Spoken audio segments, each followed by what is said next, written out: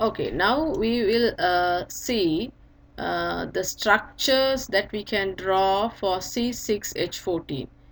That means we know that C6H14 is an alkane.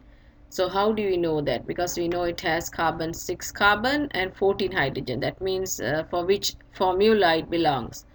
So 6 multiplied by 2 plus 2 gives you 14. That means 2n plus 2. So who is having 2n plus 2 formula, which is an alkane?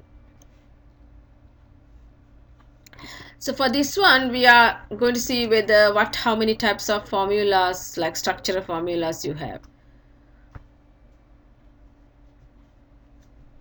First of all, we have to write the carbon 6. Okay, so first we write the 6 carbon chain, and then so this is one type of structure it can have. So we can put the hydrogen later. Next, we can see have a branch. That means the carbon going branch to one of the second carbon. So this can be another structure.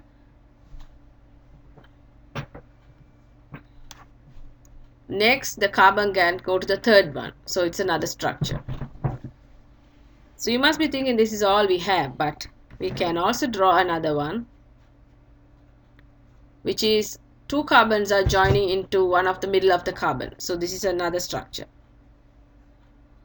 So once you draw all the possible structures, so you can try more. But when you try more, you will get the same time sometimes after flipping the molecule. So after you draw all the carbon structures, you also can draw another one. And two carbons are joining each other's carbon. So now you have 1, 2, 3, 4, 5 carbon structures. What you do here is we are going to fill all the hydrogens. Okay, so these are the structures you are finding. So we can see now 5 structures. So when you are given to draw the structural formula for certain compounds, we first draw the skeleton of the carbon, and we are arranging the carbon, moving here and they are connecting, and we are going to see how many we can draw as much as possible. Okay.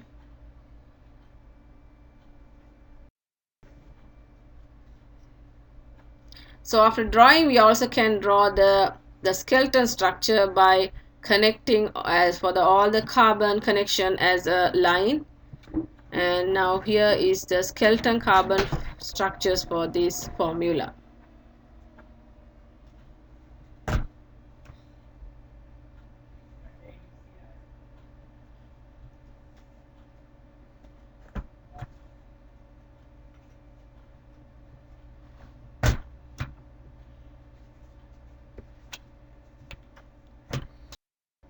Now we talked about structural isomers. Now we will talk about stereoisomers. So we already told that stereoisomers mean they have the same formula and same structure, but their spatial arrangement is different. So there are two types of stereoisomers. Those are optical isomers and geometry isomers. So optical isomers means their connections are all same. As we told, their spatial arrangement is different, such as when you take those two molecules, they cannot be superimposable, but they are mirror image of each other. We will talk about this later. The geometric isomers we also call cistrons. They are always, you can see in a double bond, where their connections are same but their spatial arrangements are different, but they are not optical isomers.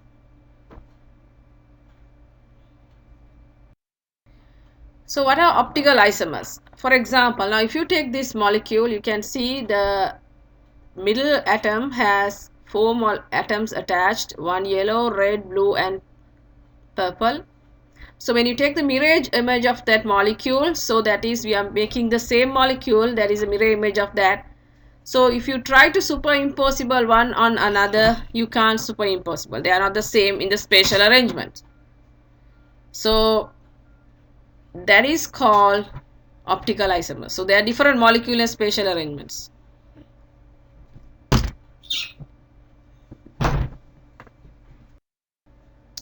So these superimpossible, these optical isomers are we call chiral molecule. That means when an atom has four different atoms, and they are called chiral because they are optical isomers. Their mirror images are not superimpossible. So they are a pair of these superimpossible, non-superimpossible molecules are called enantiomers.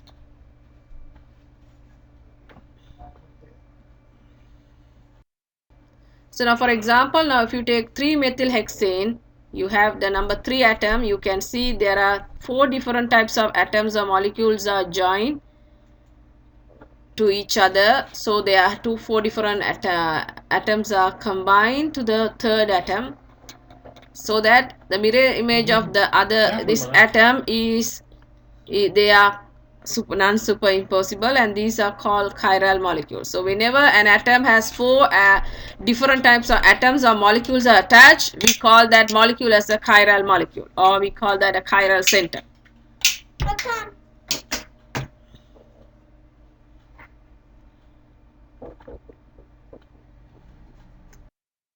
Okay, so before we are talking about chiral, when you are talking about chiral molecule, we have to also talk about plane polarized light, because there's something special characteristic for the optical isomers.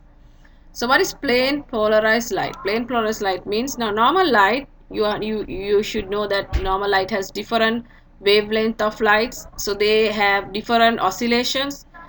So when you send the normal light through a polarizer, the polarizer will only filter one type of light which propagates one direction, and like it's oscillate in a single plane. So we call that plane polarized light. So this is important for me to explain to you in order to talk about a property of optical isomers. So when send these enantiomers, that I told that enantiomer is non-superimpossible mirror images are called enantiomers, a pair of non-superimpossible chiral molecules. Okay, so when these chiral molecules are placed in front of a plane polarized light, which I explained to you, these molecules can rotate the plane polarized light to a direction. So we call that optical activity. So we call this criteria as the optical activity. So this is the special criteria they have for enantiomers. That means when you place a chiral molecule, whichever one, in front of a plane polarized light, the plane polarized light can be rotatable. Okay, so we know because we have two molecules, so one molecule will rotate to the right hand side, and the next other molecule can rotate the plane polarized light into the left hand side. So if it rotates to left hand side, then we call levorotatory, and if you rotate to the right hand side, we call dextrorotatory. So when you have equal moles or equal amount of this mixture, we call the racemic mixture, then what happened to the plane polarized light? Nothing will happen, because one molecule will turn left, the other molecule turn right. As a result, there will be no net rotation. So this is called optical activity. The rotation of plane polarized light by a chiral molecule is called optical activity. So that is the only physical property is different from these two enantiomers. So these enantiomers, they are all same, their physical properties all same, but only the only difference we can see in the physical property is their optical activity. Okay, now we talked about the physical property difference between the chiral molecules like the enantiomers. Now we'll talk about the chemical behavior. Actually, the chemical behavior will be the same if a reaction has no dependent on a spatial arrangement of a molecule, right? We know if we know that our enantiomers differ from their spatial arrangements, although they are all their functional group bonding patterns all same, only their spatial arrangement is different. So if a reaction is dependent on a spatial arrangement, then that reaction depends on which molecule I am going to add for that reaction, right? So we call that, if a reaction depends on a spatial arrangements, mean we call that a chiral environment. That means it depends on a chiral molecule, which chiral molecule I'm adding. So we call it a chiral environment dependent reaction. So if there is no, a reaction is not dependent on chiral environment, we call that non-chiral environment. Now for example, now you can see in this picture, now you have a chiral molecule, you have, these are two superimposable molecules. You can see a triangle, a cube, a red ball, and a ash ball. So you have four different molecule atoms are connected. So now first chiral molecule is trying to get into a reaction center like a substrate.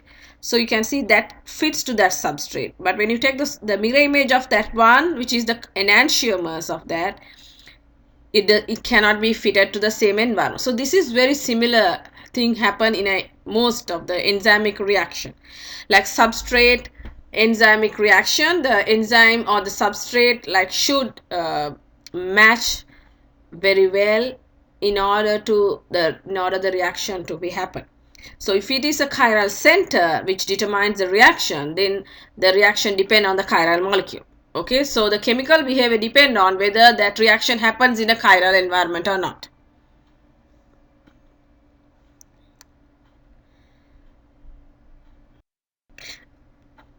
Okay, now we'll talk about again alkanes. So alkanes are also called paraffins, and they are aliphatic because they don't have the aromatic benzene rings. The general formula is CnH2n plus 2. They are very unreactive because they don't have double triple bonds or any functional groups. We don't have any double they are not reactive. They can be chains or rings, and they are also called saturated, and they also can be branched or unbranched.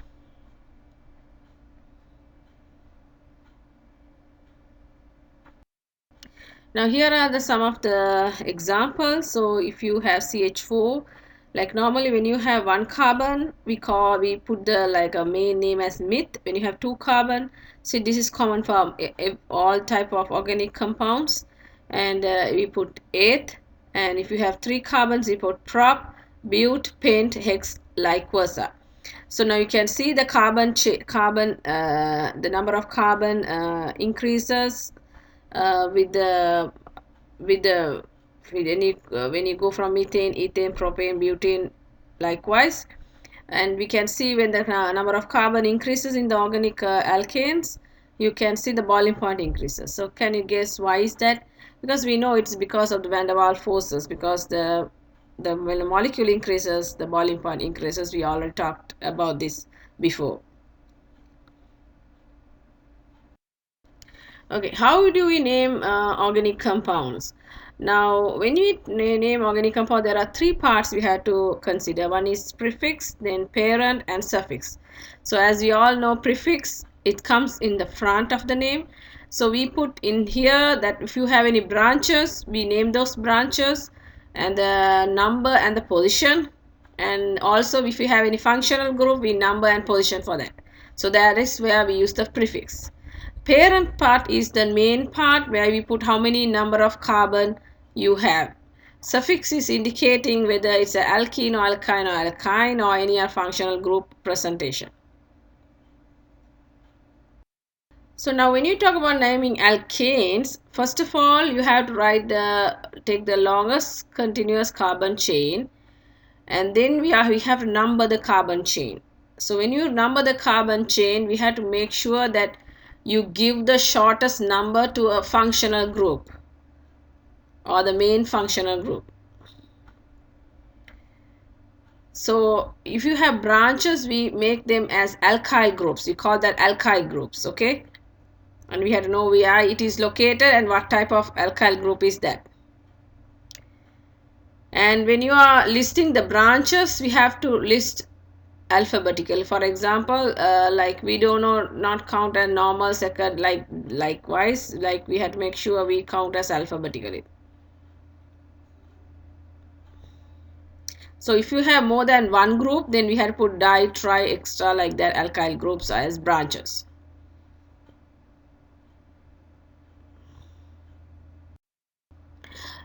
Now we can see these are the some of the branches you will see in your organic compounds. Now if you have a carbon and 3 hydrogen, we call methyl group, and if you have 2 carbons, you can see it's methyl group, and if you have 3 carbons, we call that propyl group. So now you can see when you come to the 3 carbon, this 3 carbon branch can come as also as a sub branch group, like a carbon and 2 sub CH3 groups, right? Can you see it's like a branch 3 carbons group. Okay, so when we have a carbon and 2 another CH3 groups, we call that iso. So when you have a carbon and another 2 CH3 small groups, we call that iso. So because altogether you have 3 carbons are branched, we call isopropyl. Here you can see butyl. So if you have 4 carbons, it's going to be a butyl group, alkyl group. So now this 4 carbon can be a branch group like this also, the second one, like you can see as or 3 carbons as a chain and a subgroup as a CH3. So we call this as a secondary butyl. So when you have the carbon is attached and it has 2 carbons attached, so we call that secondary butyl. And we also can have isobutyl. So we can see here you have a carbon attached and the other, that next second carbon is attached through an iso group. Like earlier we told iso mean a carbon and 2 CH3 groups, right? So we can say it's an iso group is there, but you all together all how many carbons are butyl, so we call that isobutyl. Next you can see still you have 4 carbons, but you can see all the carbon that connected as a branch has 3 methyl groups. So we call that tertiary butyl. Now we'll take up some examples of naming alkanes. Now here you can see how many, first of all we have to see the longest carbon chain. So you can see 1, 2, 3, 4, 1, 2, 3, 4, 5 carbons there. So we call that pent, because when you have 5 carbons we call as pent. And then there is no double bond or triple bond, so we could put as ane, pent ane. And then now you can see there's a subgroup there, CH3 group there, a branch, so it's a methyl group.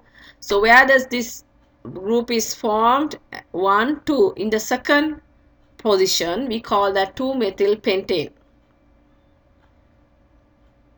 Now the second one you can see, so first we have to number the longest carbon chain. So you can try either way which one is the longest carbon chain, but when you're naming you have to make sure that carbon chain includes all the subgroups and functional groups. You understand? That's very important. You can't just avoid others, right?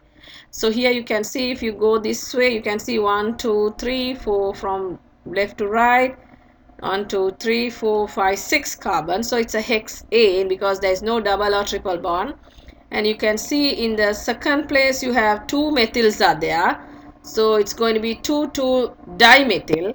And then the third one you can see it's a isopropyl group. It's a 3 carbon but it's an iso group. So we call 3 isopropyl. So instead of we put 3 isopropyl or 2,2 dimethyl. So here you can say whether we want to put iso or methyl group first. The iso comes first, I comes first, so we put 3 isopropyl first, then comes the 2,2 dimethyl hexane. Okay, now we'll take one example of on how to name an alkane.